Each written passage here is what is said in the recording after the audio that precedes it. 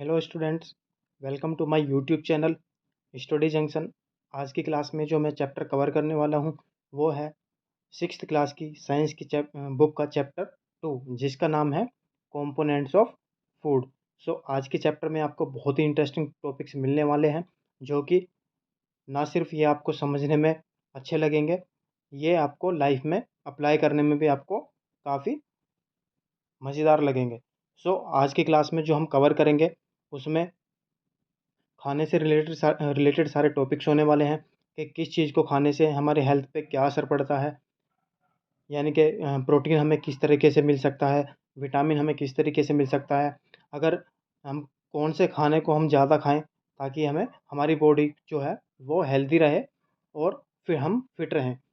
सो और इसके साथ साथ आपको ये भी इस चैप्टर में देखने को मिलेगा, ये भी आप इस चैप्टर में आपको इस चीज़ की भी जानकारी मिलेगी कि किस चीज़ को ना खाने की वजह से, यानी कि विटामिन की अगर कमी हो जाती है, प्रोटीन की अगर कमी हो जाती है, तो किस तरह की बीमारियां हमारे शरीर में फैल सकती हैं। सो आज का जो ये चैप्टर है ये बहुत ही ज़्यादा इंपॉर्टेंट है।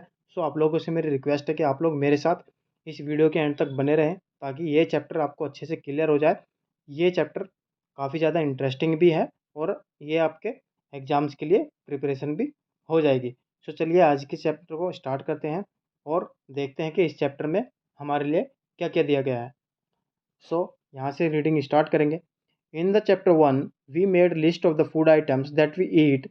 We also identified food items eaten in different parts of India and marked these on its map. So जो चैप्टर 1 था, मैं ऑलरेडी चैप्टर 1 की वीडियो अपने चैनल पर अपलोड कर चुका हूँ। सो आपने अगर उस वीडियो को नहीं देखा है सो प्लीज़ उस चैप्टर को उस वीडियो को देखिए और चैप्टर 1 को समझने की कोशिश कीजिए। वो आपको चैप्टर अच्छे से क्लियर हो जाएगा, तो ये चैप्टर 2 को समझने में भी आपको काफ़ी ईजी रहेगा। सो चैप्टर 1 में हमने उन फूड आइटम्स की लिस्ट बनाई थी जो हम मेनली खाते हैं, यानी कि हमको जो एनिमल से मिलता है या जो प्लांट से मिलते हैं, और हमने उनको फिर हमने ये भी देखा था कि इंडिया के अलग अलग हिस्सों में किस तरह के खाने खाए जाते हैं या किस तरह के खाने मिलते हैं। A meal could consist of chapati, dal and brinjal curry. Another may be rice, sambar and a vegetable preparation of lady's finger यानी कि भिंडी.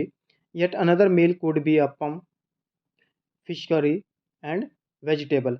So ये इस तरह के मील हो सकते हैं, यानी कि चपाती हो सकती है, दाल हो सकती है। ये हम बेसिकली सभी जानते हैं कि ये जो है हम अपनी डेली लाइफ में खाते ही हैं, चाहे वो चपाती हो, दाल हो, बैंगन की करी हो या फिर बैंगन करी, आई मीन मुझे लगता है कि ये बैंगन का भरता होगा, जो कि काफ़ी लोगों को पसंद भी होता है। सो उसके अलावा चावल भी हो सकते हैं, सांभर हो सकता है, कोई सब्ज़ी हो सकती है, जैसे कि भिंडी हो सकती है। सो ये सारी चीज़ें जो होती हैं हम अपनी डेली लाइफ में इनको खाते हैं। Our meal usually have at least one item made of some kind of grain. Other items could be a dal or a dish of meat and vegetable. It may be include it may also include items like curd, buttermilk and pickles. ये दही भी हो सकती है, butter milk भी हो सकता है या फिर अचार भी हो सकता है। Some examples of meals from different regions are given in table 2.1. Select food items you depicted on the map in chapter 1. Add some more meals to this list and enter these in table 2.1. और जो chapter 1 में हमने table देखी थी, आप उसमें और ज़्यादा जो फूड वगैरह हैं वो ऐड कर सकते हैं। Sometimes we may not really have all this variety in our meals. If we are traveling, we may eat whatever is available on the way. ये होना हमेशा ज़रूरी नहीं है कि जो हमने ऊपर डिस्कस किया वही चीज़ हम रोज़ खाएं। अगर हम ट्रैवल कर रहे हैं तो डेफिनेटली जो चीज़ हमें मार्केट में मिलेगी, जो चीज़ हमें रेस्टोरेंट्स वगैरह में मिलेगी, जो वहाँ पे अवेलेबल होगी, हम उसी को ही कंज्यूम करेंगे। It may not be possible for some of us to eat such a variety of item most of the time. ज़रूरी नहीं है कि हम उसी तरह की वैरायटी हमेशा खाएं या फिर कुछ हम कुछ टाइम पे हम अलग भी खा सकते हैं। There must be some reason though why meals usually consist of such distribution. Do you think that our body needs different kinds of food for some special purpose? Special purpose के लिए हमारी बॉडी को अलग अलग खाने की ज़रूरत पड़ती है, क्या आप ऐसा समझते हैं? What do different food items contain?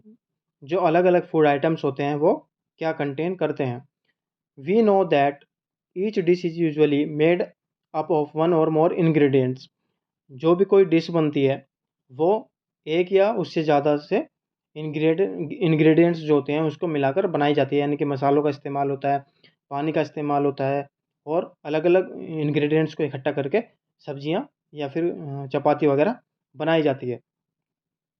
Which we eat from plants or which we get from plants and or animals. जो चीज़ हमें कहाँ से मिलती है, या तो प्लांट से मिलती है अगर हम सब्जी वगैरह की बात करें, या फिर अगर मीट वगैरह की बात करें तो वो हमें एनिमल से मिलता है। These ingredients contain some components that are needed by our body. ये जो इंग्रेडिएंट्स होते हैं इनके अंदर कुछ कंपोनेंट होते हैं जो कि हमारी बॉडी को रिक्वायर्ड होते हैं, यानी कि उसकी जो ज़रूरत होती है हमारी बॉडी को, उसकी ज़रूरत पड़ती है इन कंपोनेंट्स की। These components are called nutrients. इन कंपोनेंट्स को हम क्या कहते हैं? न्यूट्रिएंट्स। सो यहाँ पे ये एक चीज़ को समझने की कोशिश करें कि जो फूड हम खाते हैं और उसको जो फूड प्रिपेयर किया जाता है अलग अलग इंग्रेडिएंट्स को मिला के, उस इंग्रेडिएंट्स में अलग अलग तरह के कंपोनेंट्स होते हैं, उन कंपोनेंट्स को हम न्यूट्रिएंट्स कहते हैं।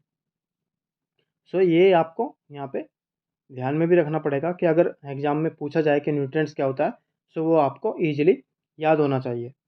The major nutrients in our food are named carbohydrates, protein, fats, vitamins and mineral. In addition, food contain dietary fiber and water which are also needed by our body. So ये जो major nutrients होते हैं जो कि हमारी body को चाहिए होते हैं, उनमें जो मेनली होते हैं वो मेजर जो होते हैं वो कौन से होते हैं? कार्बोहाइड्रेट्स होता है, प्रोटीन, फैट्स, विटामिन। ये हम चीज़ें बचपन से ही सीखना स्टार्ट कर देते हैं कि हमारी बॉडी को किस तरह की रिक्वायरमेंट है। Do all food contain all these nutrients? क्या सारे ही खानों में, यानी कि जितने भी तरह के फूड्स होते हैं सब में ही ये सारे न्यूट्रिएंट्स पाए जाते हैं? With some simple method we can test whether cooked food or a new ingredient contain one or more of this nutrients. थोड़ा टेस्ट करके हम इस चीज़ का पता लगा सकते हैं।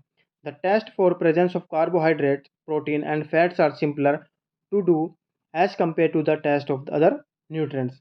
अगर हमें ये पता लगाना है कि कौन से फूड में कार्बोहाइड्रेट है, प्रोटीन है या फैट है, सो उसको पता लगाने के लिए जो टेस्ट किया जाएगा वो थोड़ा सिंपल है as compare to the other nutrients. अगर किसी और न्यूट्रिएंट्स का अगर हमें पता लगाना हो तो वो थोड़ा डिफिकल्ट हो जाता है। Let us do these tests and record all our observation in 2.2 table 2.2। सो यहाँ पे आप यहाँ थोड़ा सा देखेंगे कि किस तरीके से ये टेस्ट किया गया है। For carrying out this test you will need solution of iodine, copper sulphate and caustic soda. ये सब चीज़ को टेस्ट करने के लिए आपको किस चीज़ की ज़रूरत पड़ेगी? आयोडीन की, copper sulphate and caustic soda. You will also need a few test tubes and a dropper. आपको ड्रॉपर और एक टेस्ट ट्यूब की भी ज़रूरत पड़ेगी। Try this test on cooked food item as well as raw materials. जो कच्चे पदार्थ होते हैं उन पे भी, यानी कि जो कच्चा खाना होगा उस पे भी आप टेस्ट कर सकते हैं, और जो पका पकाया खाना है उस पे भी आप टेस्ट कर सकते हैं। Table 2.2 shows you may shows you a way to record the observation from this test. Some food items are given in this table. You can conduct the test either with these or any other available food items. Do these tests carefully and do not try to eat or taste any chemical. किसी भी तरह का आपको chemical नहीं खाना है, यानी कि जो ये ऊपर दिया गया है कॉस्टिक सोडा या आयोडीन वगैरह, इसको आपको टेस्ट करने के बाद बिल्कुल भी कोई भी खाना टेस्ट नहीं करना है, यानी कि उसको चखना नहीं है। If the required solution are not available in ready-made form, your teacher can prepare them as follows. Let us begin by testing different food items to see if they contain carbohydrates. There are many types of carbohydrates. The main carbohydrates found in our food are in the form of starch and sugar. हमारे खाने में जो main carbohydrate पाया जाता है वो किसकी form में होता है? Starch and sugar. ये आपको यहाँ पे याद रखना है कि स्टार्च और शुगर जो होता है वो एक कार्बोहाइड्रेट की फॉर्म है। We can easily test if a food item contain starch. अगर किसी फूड में स्टार्च पाया जाता है तो हम इसको आसानी से ही टेस्ट कर सकते हैं। किस तरीके से टेस्ट कर सकते हैं वो हम इस एक्टिविटी में देखेंगे। Test for a starch. Take a small quantity of a food food item or a raw ingredient. Put 2-3 drop of the dilute iodine solution on it. Observe if there is any change in the color of the food item. आप क्या करेंगे, थोड़ा सा जो है खाना लेंगे और उसके ऊपर 2-3 ड्रॉप जो है आयोडीन की डालेंगे। अगर आपको लगता है कि उसका कलर चेंज हो रहा है, यानी कि डिड इट टर्न ब्लू और ब्लैक, या तो वो ब्लू होगा या फिर ब्लैक होगा। A blue black color indicate that it contain starch. अगर वो कलर चेंज करता है, यानी कि आयोडीन के ड्रॉप डालने के बाद अगर उस खाने का कलर चेंज होता है तो यानी कि उसमें स्टार्च अवेलेबल है। Repeat this test with other food items to find out which of this contain starch. आप इसी तरीके से किसी और खाने को टेस्ट करने के लिए भी, यानी कि उसका पता लगाने के लिए भी कि उसमें स्टार्च अवेलेबल है या नहीं है, इस टेस्ट का उपयोग कर सकते हैं। Test for protein. अब हम ये कैसे पता लगाएंगे कि कौन से खाने में प्रोटीन है या और कौन से खाने में प्रोटीन नहीं है? वो हम इस पैराग्राफ में देखेंगे। Take a small quantity of a food item or testing if the food you want to test is a solid, you first need to make a paste of it or powder it. आप थोड़ा सा खाना लेंगे, लेकिन जो आप check करना चाह रहे हैं, जिसके थ्रू आप टेस्ट करना चाह रहे हैं, अगर वो सॉलिड फॉर्म में है तो आपको क्या करना पड़ेगा, उसका पेस्ट बनाना होगा। Grind or mash small quantity of the food item, put some of this in a clean test tube, add 10 drops of water to it and shake the test tube में आप उस पाउडर को डालेंगे, उसमें 10 drops के आसपास पानी मिलाएंगे और उसको अच्छे से हिलाएंगे, शेक करेंगे। Now using a dropper, add 2 drops of solution of copper sulfate and 10 drops of solution of the caustic soda to the test tube. अब उस टेस्ट ट्यूब में जिसमें आपने पाउडर मिला के पानी मिक्स किया था, उसमें क्या करेंगे, कुछ ड्रॉप्स यानी कि 2 ड्रॉप्स जो है कॉपर सल्फेट के डालेंगे और 10 ड्रॉप्स किसके डालेंगे, कॉस्टिक सोडा के। Shake well and let the test tube stand for a few minute. उसको अच्छे से शेक करेंगे और थोड़ी देर उसको टेस्ट ट्यूब को ऐसे ही रहने देंगे। What do you see? फिर आप क्या देखेंगे, did the content of the test tube turn violet. जो टेस्ट ट्यूब में कंटेंट है, क्या वो उसका जो कलर है वो वॉयलेट हुआ? A violet colour indicates presence of the protein in the food item. Food item में वॉयलेट कलर अगर उसका होता है तो इसका मतलब ये है कि फूड आइटम में प्रोटीन अवेलेबल है, उसकी प्रेजेंस वहाँ पे है। Now you can repeat this test on the other food item. ये आप दूसरे खानों को भी टेस्ट करने के लिए उपयोग कर सकते हैं। Test for the fats. अब ये कैसे पता चलेगा कि कौन से खाने में फ़ैट अवेलेबल है और किस खाने में फ़ैट अवेलेबल नहीं है?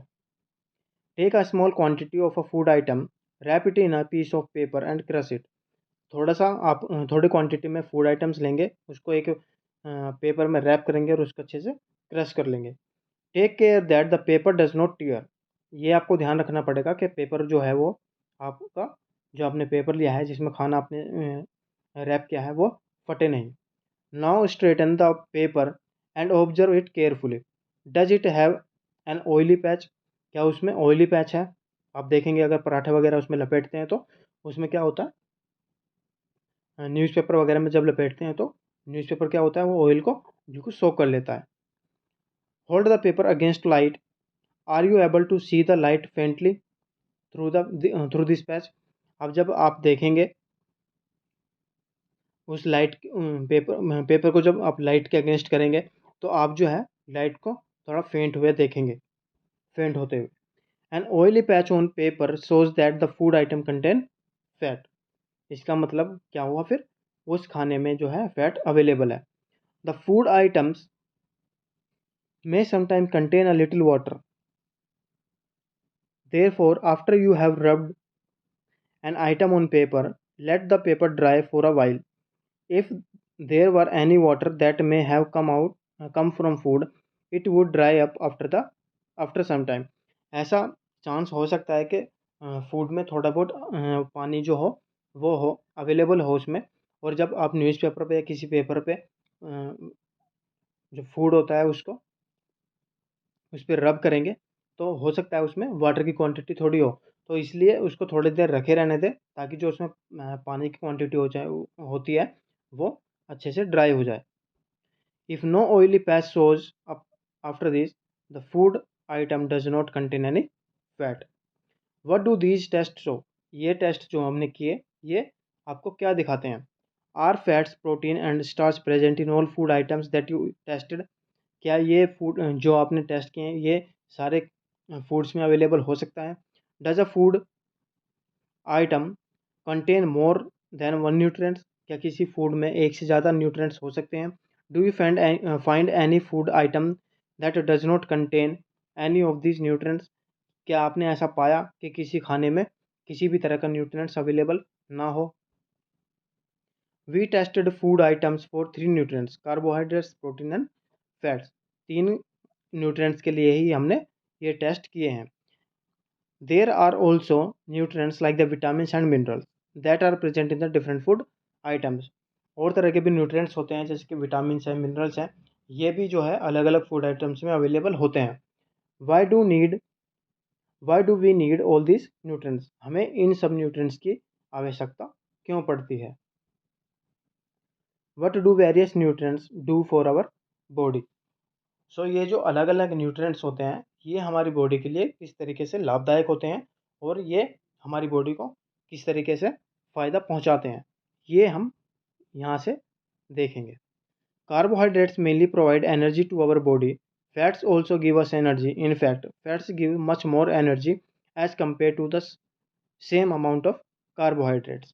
कार्बोहाइड्रेट्स हमारी जो बॉडी को है वो एनर्जी प्रोवाइड करता है। अगर हम फैट की बात करें तो फैट भी जो है हमारी बॉडी को एनर्जी देता है। और अगर हम दोनों का कंपैरिजन करें यानी कि कार्बोहाइड्रेट्स का और फैट्स का अगर हम कंपैरिजन करें तो फैट हमारी बॉडी को ज़्यादा एनर्जी देता है as compare to the carbohydrates. Food containing fats and carbohydrates are also called energy giving foods. जिस खाने में फैट्स और कार्बोहाइड्रेट्स अवेलेबल होते हैं हम उनको क्या कह सकते हैं, energy giving foods. Proteins are needed for the growth and repair of our body. ये आपको काफ़ी टाइम तक यानी कि काफ़ी अच्छे से आपको इस चीज़ को पढ़ने की ज़रूरत है कि फैट्स और कार्बोहाइड्रेट्स हमारी बॉडी में क्या प्रोवाइड करते हैं, प्रोटीन हमारी बॉडी के लिए किस तरीके से लाभदायक होता है। जैसे इस पैराग्राफ में इस लाइन में आप देखेंगे proteins are needed for the growth and repair of our body, यानी कि हमारी बॉडी की ग्रोथ के लिए और हमारी बॉडी की रिपेयर के लिए ये प्रोटीन काफ़ी ज़्यादा ज़रूरी होता है। फूड्स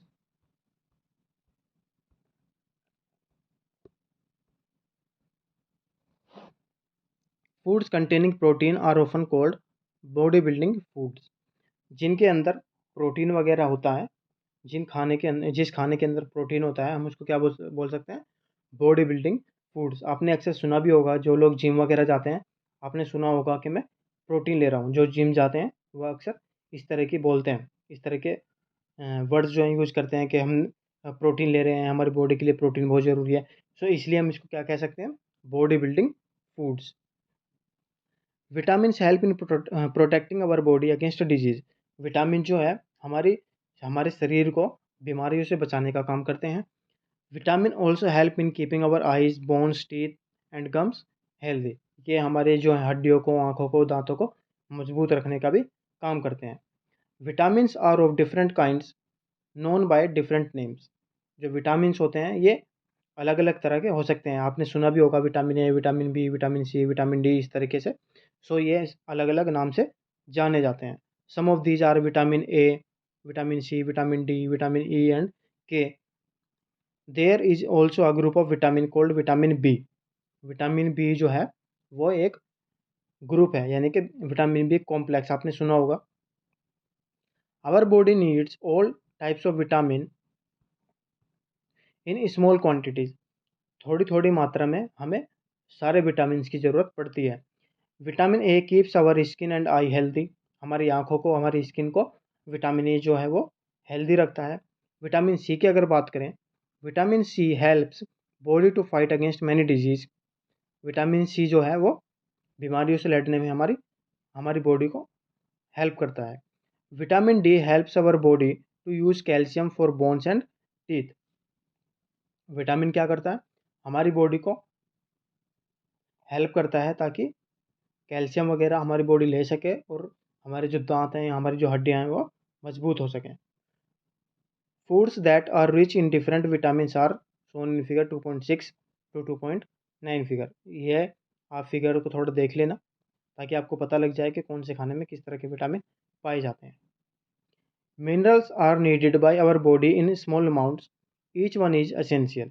मिनरल्स भी हमारी बॉडी के द्वारा स्मॉल अमाउंट्स में जो है नीडेड होते हैं, यानी कि हमारी बॉडी को इसकी ज़रूरत होती है। Each one is essential.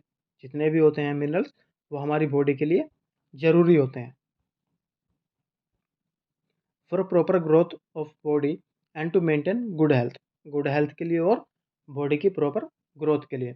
Some source of different mineral are shown in figure 2.10। 2.10 आप जब फिगर देखेंगे उसमें आपको पता चल जाएगा कि किस किस तरह के अलग अलग तरह के मिनरल्स होते हैं। Most food item usually have more than one nutrients. किसी किसी फूड में जो है, फूड आइटम्स में एक से ज़्यादा न्यूट्रिएंट्स पाए जाते हैं।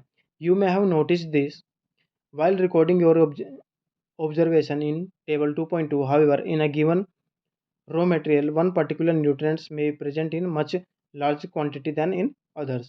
For example, rice has more carbohydrates than other nutrients. Thus, we say that rice is a carbohydrate rich source of food. So, किसी खाने में किसी न्यूट्रिएंट्स की मात्रा ज़्यादा भी हो सकती है और किसी की कम भी हो सकती है। जैसे कि हम चावल की बात करें तो उसमें कार्बोहाइड्रेट की जो मात्रा होती है वो ज़्यादा होती है। Besides these nutrients, our body needs dietary fiber and water. Dietary fibre और वाटर की भी हमें हमारी बॉडी को ज़रूरत होती है। Dietary fibre are also known as roughage. Roughage is mainly provide by plant products in our food. Roughage यानी कि डाइटरी फाइबर्स को हम क्या कह सकते हैं, रफेज। और रफेज हमें कहाँ से मिलता है, मेनली प्लांट प्रोडक्ट से। Whole grains and pulses, potatoes, fresh fruits and vegetables are main source of roughage.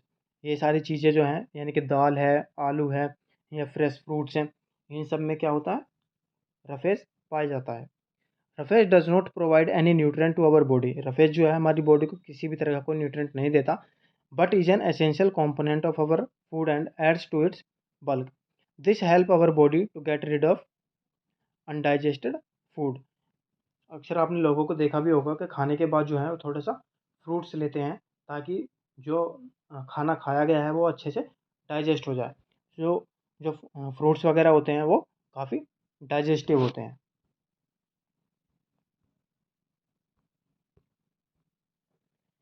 Water help our body to absorb nutrients from food.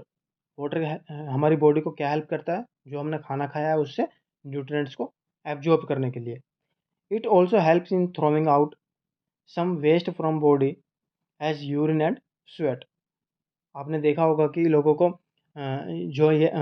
जो पानी ज़्यादा पीते हैं उनको पसीने के थ्रू भी जो है, यानी कि उनको पसीना ज़्यादा आता है या फिर यूरिन भी आता है, तो इसका भी यह फ़ायदा होता है कि जो तरह तरह की बीमारियाँ होती हैं वो स्वेटिंग के थ्रू या यूरिन के थ्रू दूर हो जाती हैं। Normally we get most of the water that our body needs from the liquid we drink such as water, milk and tea. In addition we add water to most cooked foods. Let's see if there is any other source which provide water to our body. ये जो है mainly water source हैं, यानी कि हम खाने में पानी डालते हैं, पानी के थ्रू मतलब पानी का यूज़ करके खाना बनाते हैं, पानी पीते भी हैं दूध वगैरह के थ्रू, और चाय वगैरह जो पीते हैं उसमें भी हमें लिक्विड फॉर्म में पानी मिलता रहता है। और किस तरीके से पानी मिल सकता है वो आपको इस एक्टिविटी से पता चल जाएगा। टेक अ टमाटो और a fruit like lemon, cut it into small pieces. Do your hands get wet while doing so. अगर आप टमाटर को कट करते हैं, लेमन को कट करते हैं, तो आपके हाथ जो हैं वो थोड़े गीले हो जाएंगे। Carefully observe whenever vegetable and fruits are being cut, peeled, grated or mashed at your home. Do you find any fresh vegetable or fruits that do not contain some amount of water? We see that many food materials themselves contain water. To some extent, our body needs are met by this water. Apart from this, we also add water while cooking many food items. So आपको यहाँ से पता चल जाएगा कि कौन कौन से चीज़ों से हमें हमारी बॉडी को जो है पानी दिया जाता है। Balanced diet. बैलेंस्ड डाइट क्या होता है वो हम यहाँ से समझने की कोशिश करेंगे। The food we normally eat in a day is our diet. जो हम खाना नॉर्मली खाते हैं दिन में, वो हमारी क्या है, एक डाइट है। For growth and maintenance of good health our diet should have all the nutrients that our body needs. अच्छी ग्रोथ के लिए और बॉडी के मेंटेनेंस के लिए ये ज़रूरी होता है कि सारे न्यूट्रिएंट्स को थोड़ी थोड़ी मात्रा में अपनी बॉडी में पहुँचाएँ in right quantities, not too much of one and not too little of the other. ना ही कोई से न्यूट्रिएंट्स को बहुत ज़्यादा, यानी कि ऐसा नहीं कि आप कार्बोहाइड्रेट्स को या विटामिन्स को बहुत ज़्यादा खा रहे हैं और प्रोटीन की आप मात्रा बिल्कुल नहीं ले रहे हैं। ऐसा नहीं कर सकते, आपको सब कुछ बैलेंस करके ही लेकर चलना होगा। इसलिए ही इसको क्या बोला गया है, balance diet. The diet should be the diet should also contain a good amount of roughage and water. Such a diet is also called balance diet.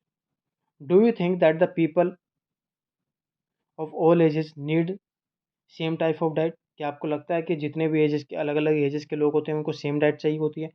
Do you also think that what we need for a balance diet would depend on the amount of the physical work we do? क्या ऐसा आपको लगता है कि जो हम physical work करते हैं उसके अकॉर्डिंग ही हमको जो है डाइट को बैलेंस करना होगा? Prepare chart of what ever you eat over a period of a week. Check whether all the nutrients mentioned are present in one other or the other food items being eaten within a day or so. Pulses, groundnuts, soybean, sprouted seeds, moong and Bengal gram, fermented foods, South Indians such as idlis, a combination of flour, banana, spinach, sattu, jaggery, available vegetables and other such foods provide many nutrients. Therefore, one can eat a balanced diet without expensive food materials. Eating the right kind of food is not enough. It should also be cooked properly. इसको अच्छे से, यानी कि सिर्फ सही तरीके से खा लेना ही काफ़ी नहीं होता, वो अच्छे से यानी कि प्रॉपरली बना हुआ भी होना चाहिए, so that its nutrients are not lost, ताकि उसके जो न्यूट्रिएंट्स हैं वो लॉस्ट ना हो जाएं। Are you aware that some nutrients get lost in process of the cooking and preparation? क्या आप जानते हैं कि कुछ जो न्यूट्रिएंट्स होते हैं वो खाने के प्रिपरेशन के टाइम पे वहाँ से नष्ट हो जाते हैं।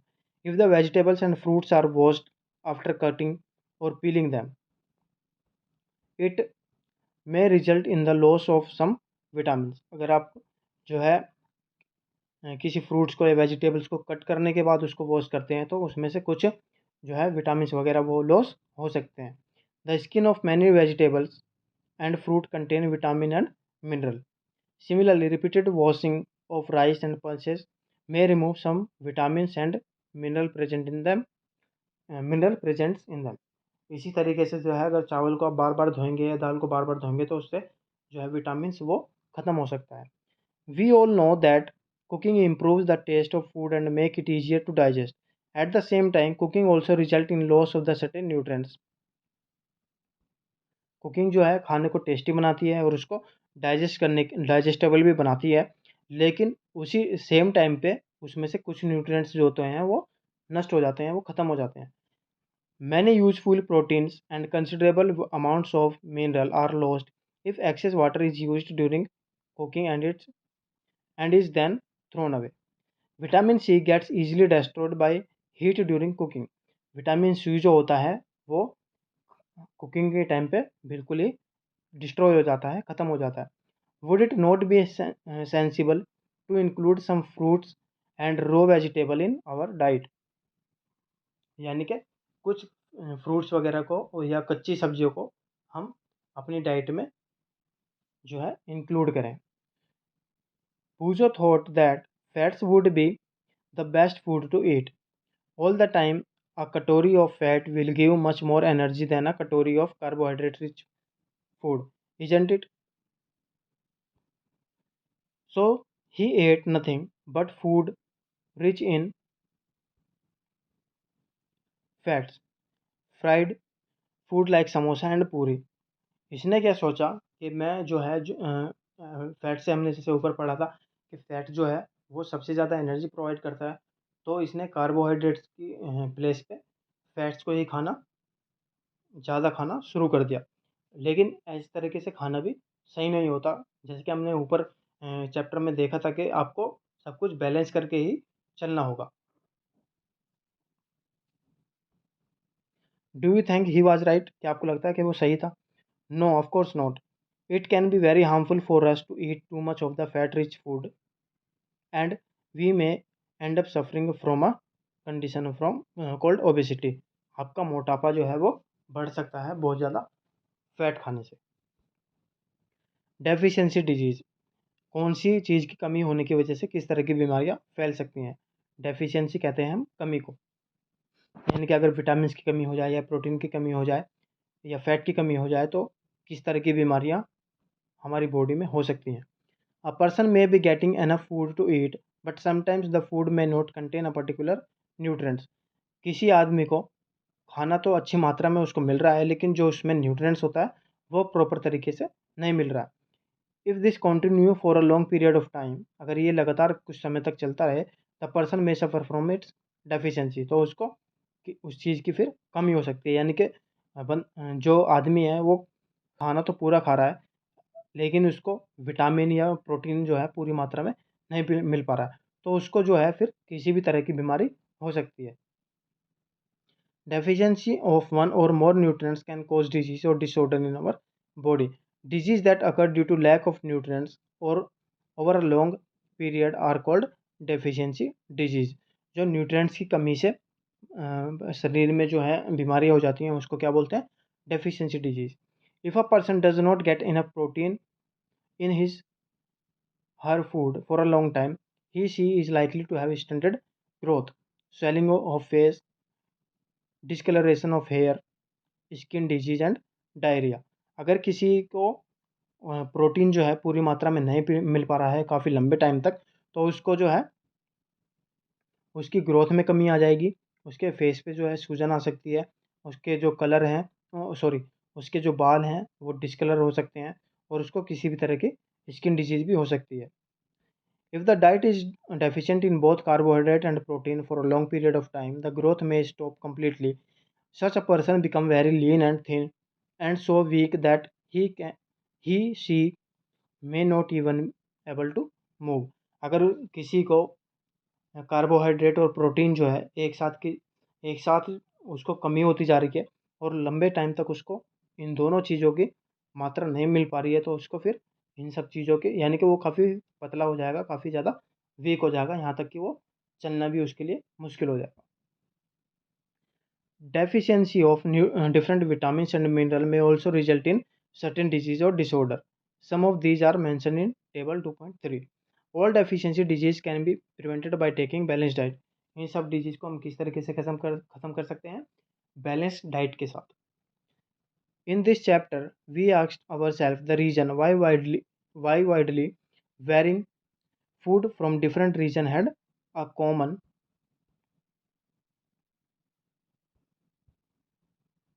distribution. This distribution we find ensure that our meal have a balance of the different nutrients needed by the body.